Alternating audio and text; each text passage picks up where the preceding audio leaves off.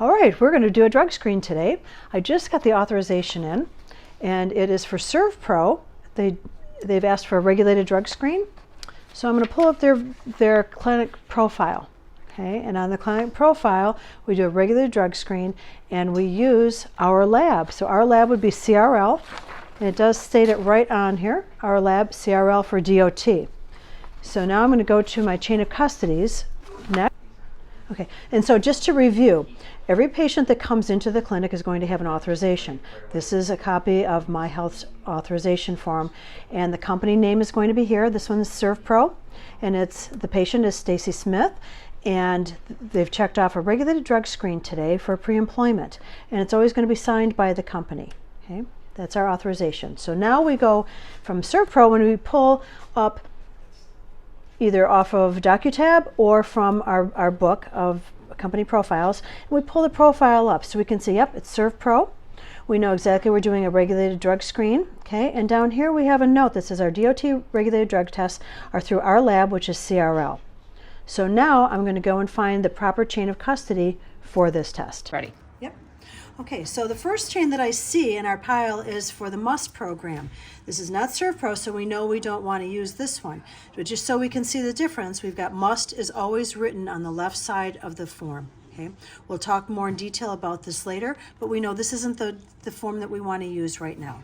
Okay, so next I'm going to go, here's my CRL, but wait, this is a non-federal.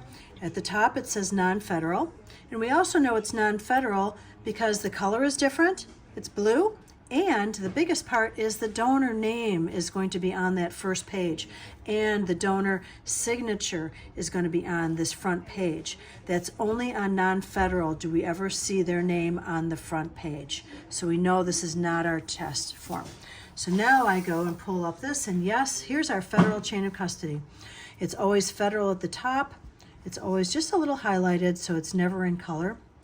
Dr. Loco is always going to be listed on the right side of our chain, and our company information will be up here as well. Because they don't have pre-printed with their name, we're going to write in ServPro. So when the MRO receives this result, they'll know who the company is. Okay, so here's Stacy. Stacy is here from ServPro. Hi, Stacy. I just wanted to verify your ID. I'm going to verify this with my chart notes to make sure that this is indeed Stacy. Okay, so Stacy, we're going to do a drug screen today. Okay. And I'll need you to first remove your outer jacket. Okay, and are you anything in your pockets? No. Okay, and you don't have a purse with you, so that's perfect. If you could wash your hands over there. Okay, so here's Stacy. Stacy is here from ServPro. Hi, Stacy. I just wanted to verify your ID. I'm going to verify this with my chart notes to make sure that this is indeed Stacy. Okay, so Stacy, we're going to do a drug screen today. Okay. And I'll need you to first remove your outer jacket. Okay, and are you anything in your pockets? No. Okay, and you don't have a purse with you, so that's perfect. If you could wash your hands over. Okay. And now, team, while Stacy's washing her hands, I'm going to double check the bathroom to make sure that it meets all of DOT standards. Remember that? So there's no running water. Okay, the water has been shut off, and there is blue dye in the toilet, and there is no soap, there's no sprays, there's no wastebasket. So now we meet DOT compliance, and I can send Stacy in safely. Ready? Okay, Stacy, you want to pick out a cup? Sure. All right, let me open that up for you. Okay, so I'm going to need a specimen about up to 60 mLs, right up to about here. If you want to go on in the bathroom and then bring that right out when you're done. Sure. Okay, so now while Stacy's voiding, I'm going to get the paperwork ready to go. I'm going to tear off the side piece, right? And I'm going to put her driver's license number in here to be ready. 54600. This is a DOT agency, is FMCSA, because she is a truck driver. It's a pre-employment. I'm going to check pre-employment, and I'm always going to check the panel. Okay. And now I'm ready for Stacy. If you're going to set this down for me. Okay, the first thing I do is I'm going to check the temperature. Right? The temperature does check out. We've got a split specimen. I'm always going to check that temperature as soon as she hands it to me, so I know. Then I'm going to go down and I'm going to sign the chain of custody, print my name, and date it.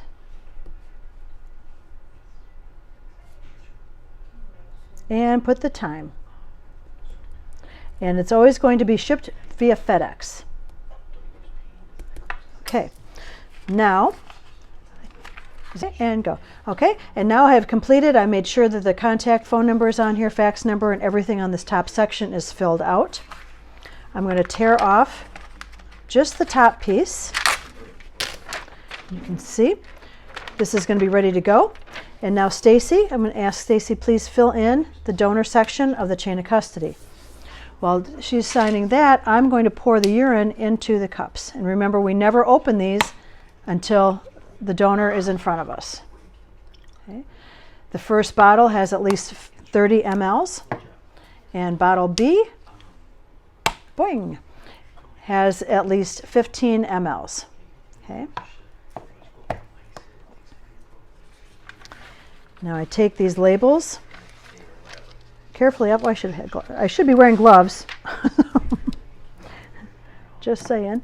And I'm going to put these over properly on the bottle, not over these because that will tear the specimen. We'll put it over the sides of the bottles. Okay. And Stacy, please double check your ID number is correct.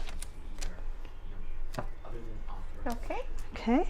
And I'm going to date these. And Stacy is going to put her initials on the bottles. Okay.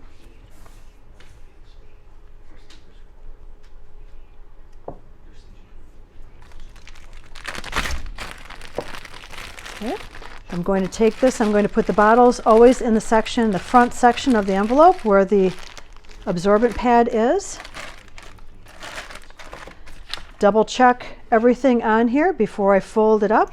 Everything is filled out properly. I'm going to fold it and put this in the back of the bag. Boom. And everything is side sealed and delivered, and now Stacy is free to go. Okay, we're all done. Here's your license back, and let me give you your copy. The donor copy is always the very back copy of the chain of custody. Okay, there says donor on the bottom. That's your copy. Okay. Now, according to the protocols, you're to take back the company chain of custody for them. Sometimes we fax them, sometimes we email, but the company protocol is specific to give the company copy to the donor. So I'll give you that one. It's all torn up. Now, I'm going to separate these again, and I will send this over to the medical review officer, his copy immediately, and this will be scanned into Stacy's chart. I would take the specimen, I'm going to put it in the FedEx bag that is specific for CRO laboratories. And now it's ready for pickup. Okay, you want to come in close. Okay, so the MUST program, I just want to touch on a couple of things because they're going to be utilizing all of the sites. They have their own chain of custodies. And again, these are their Alere chain of custodies, right? They're the blue, it says MUST on the side.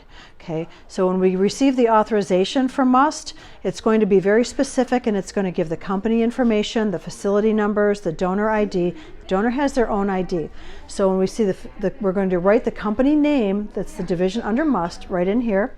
We're going to say the facility number will be written in these boxes. Okay. The donor ID usually starts off with a C and then a group of zeros and then an ID number. That's going to be on the authorization. The only thing different in the protocols is filling out the form properly, and then the temperature out of range protocols is different. These protocols are posted in the restrooms of every one of your of your facilities. They're also in your clinic company profile book. It's all very specific.